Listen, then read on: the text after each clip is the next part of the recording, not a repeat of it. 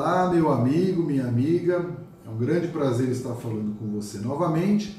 Meu nome é Edmar Santos, eu sou médico cardiologista e eu tenho recebido muitas perguntas diariamente de pacientes sobre o colesterol e a sua importância.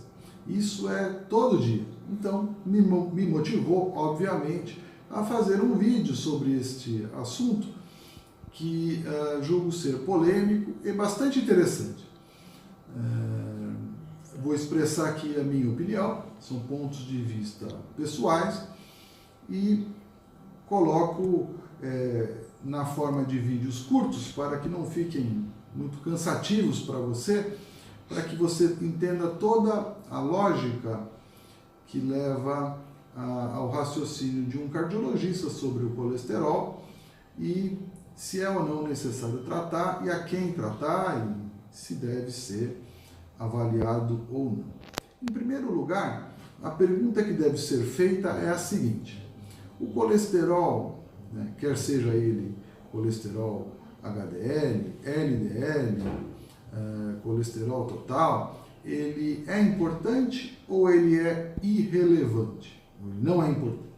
Se ele não é importante, não há por que solicitá-lo, não é verdade? É uma coisa que você vai ter um custo, ou seu plano de saúde, ou o governo, ou qualquer pessoa que seja, sem ter qualquer tipo de benefício.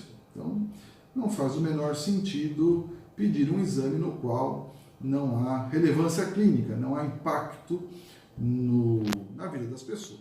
Então, o primeiro ponto é esse. Mas antes de chegar nisso, eu vou falar brevemente a situação da doença cardiovascular no Brasil. Hoje nós temos 350 mil mortes de ordem cardiovascular no Brasil. Você pode entrar aí no site da Sociedade Brasileira de Cardiologia, existe uma parte chamada cardiômetro e você vai encontrar esse número lá. Uma morte a cada 2 minutos. E é um índice que não é muito animador. É a principal causa de morte no nosso país, doença cardiovascular. Primeiro, o infarto agudo do miocárdio e segundo, o stroke, o acidente vascular encefálico. E o que nós estamos fazendo, aparentemente, não se mostra suficiente para diminuirmos essa mortalidade. A mortalidade como um todo cardiovascular, para cada 100 mil habitantes, ela vem caindo, mas mais às custas da queda do AVC, pelo melhor controle da hipertensão arterial. E a doença coronariana mantém uma relação maior com o colesterol, ela vem se mantendo estável, diferente do que ocorre, por exemplo, na Europa, onde vem caindo também o infarto agudo do miocárdio. Muito bem. Então, um dos grandes problemas da doença coronariana é isso aqui que eu vou mostrar para vocês, que a morte súbita, ela se apresenta como a primeira manifestação da doença em 62% dos homens e 42% das mulheres. Ou seja, o indivíduo ele não irá chegar ao hospital. Então, se ele não fizer a prevenção adequada, vai ter morte súbita, não vai chegar ao hospital, geralmente por arritmia, mas as complicações elétricas e mecânicas do infarto são muito bem conhecidas e estabelecidas. Isso aqui é um gráfico, o que está em preto, em todos os países do mundo, as pessoas morrem de infarto antes de chegar ao hospital. Portanto, novas tecnologias, que são fundamentais, são importantes, como stents, como trombolíticos, tratamentos tempo porta-balão e melhores assistências à distância, enfim, diagnóstico precoce, tudo isso é muito importante, troponina, etc. Contudo, o tratamento preventivo ele é muito mais importante porque, via de regra, as pessoas não conseguem chegar ao hospital, morrem em casa, e isso é um problema. Mas voltando ao ponto inicial, então o colesterol, ele é um fator de risco ou não é? Devemos pedir o exame ou não devemos pedir o exame? Basicamente é isso. E se não é um fator de risco, não tem por que vira a página, segue a vida, não pede esse exame, né? Não é mesmo? Mas vamos lá. Então, temos aqui o dado publicado em 1937, do Dr. Carl Miller, que ganhou inclusive o Prêmio Nobel, mostrando então quadros de hipercolesterolemia familiar e angina. Ou seja, a hipercolesterolemia familiar é uma doença rara, né, na qual crianças cursam, por problemas genéticos, um aumento muito grande do colesterol. E isso leva a crianças, por exemplo, hipercolesterolemia familiar homozigótica, a ter infarto com 13, 14 anos. Isso se vê todo dia aí no INCOR, na Escola Paulista de Medicina, no Instituto Dante Pazanese de Cardiologia. O único fator de risco para essas crianças infartarem era o colesterol. Não tem pressão alta, não são fumantes, não tem outro fator que não o colesterol. Então, se o colesterol não fosse importante, por que essas crianças infartariam? Não tem lógica, não é mesmo? Então, a razão pela qual elas infartam, e tem as artérias todas entupidas, como vocês podem ver aqui, né? É um relato de caso, publicado aqui, foi esse caso interessante, no Archives of Internal Medicine, em 1938. Mas aqui, vocês podem ver aqui, uma angiocoronariografia, uma cineangio, num paciente com hipercol familiar. Aqui ele vai apresentar uma série de características físicas, como xantomas tendinosos, o arco corneal, e aqui vocês podem notar o joelho da pessoa, né? Essa pessoa tinha 28 anos, gênero feminino. Bom, muito bem. Isso aqui é uma situação diferente, é uma doença, mas que a única característica dessa doença, fundamentalmente, é o aumento do colesterol. Então, o colesterol, ao menos, como você pode observar, para este grupo, é um fator de risco importante. Vamos lá.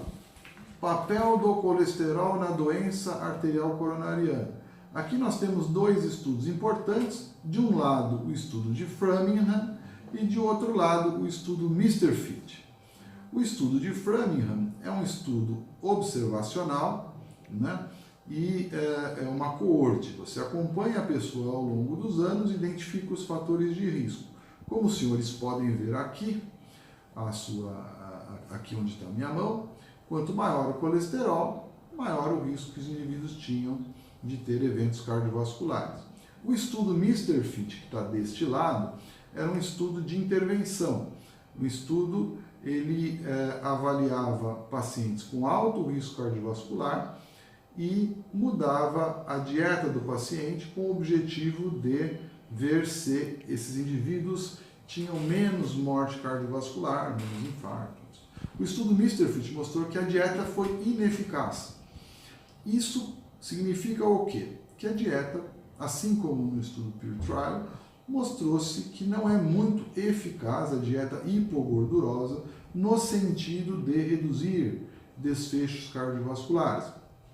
Então, nós sabemos, em primeiro lugar, claramente aqui demonstrado, tanto pelo Mr. Fit, hipercol familiar, quanto por estudo de Framingham, que o colesterol é sim um fator de risco e que as dietas são pouco efetivas para o controle deste risco. Aqui nós temos um outro paper da aterosclerose de 2016, bastante recente, cujo título é Colesterol total como fator de risco para a doença coronária e acidente vascular cerebral em mulheres e homens, e comparando os dois, uma revisão sistemática e meta-análise. Revisão sistemática, para quem não sabe, é o nível mais elevado de evidência científica que existe, escrito por Peters e colaboradores. A conclusão do autor, não é? Que o colesterol aumentado é um forte fator de risco para a doença cardiovascular, com a evidência mais forte para homens do que para mulheres, e para infarto agudo do miocárdio. E, apesar de ser um fator de risco para AVC, é modesto essa relação. Então, existe uma relação para AVC, mas ela é pequena.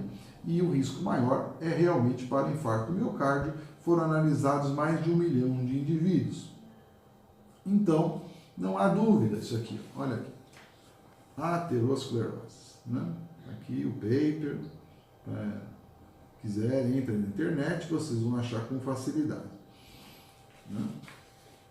Então, o colesterol é sim um fator de risco para a doença cardiovascular e estuda outros cenários. Por exemplo, este paper aqui, do American Journal of Geriatric Psychiatry, de 2008, maio. Então, o colesterol foi avaliado para uma revisão sistemática também, para ver se ele promovia aumento do risco para Alzheimer. O colesterol alto promovia risco de Alzheimer?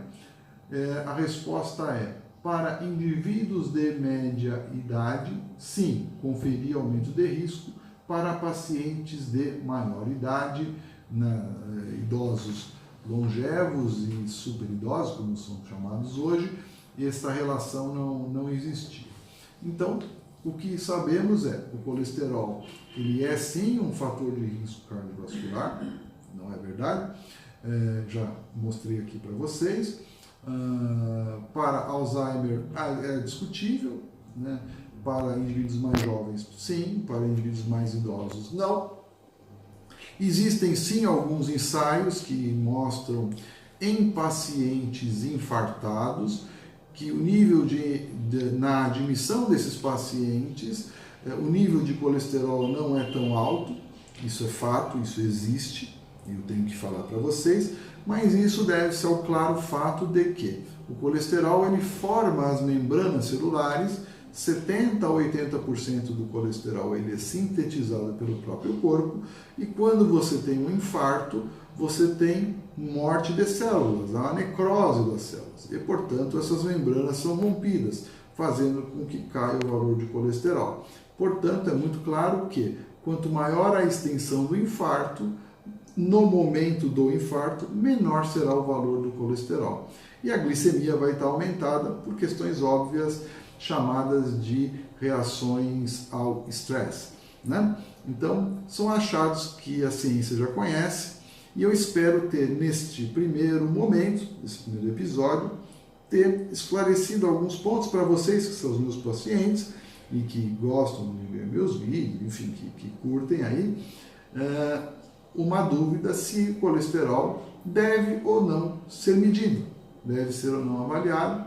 Então, é a primeira questão. Então, espero ter respondido para vocês. O colesterol é um fator de risco ou não para a doença cardiovascular? Quero que você responda. Um abraço.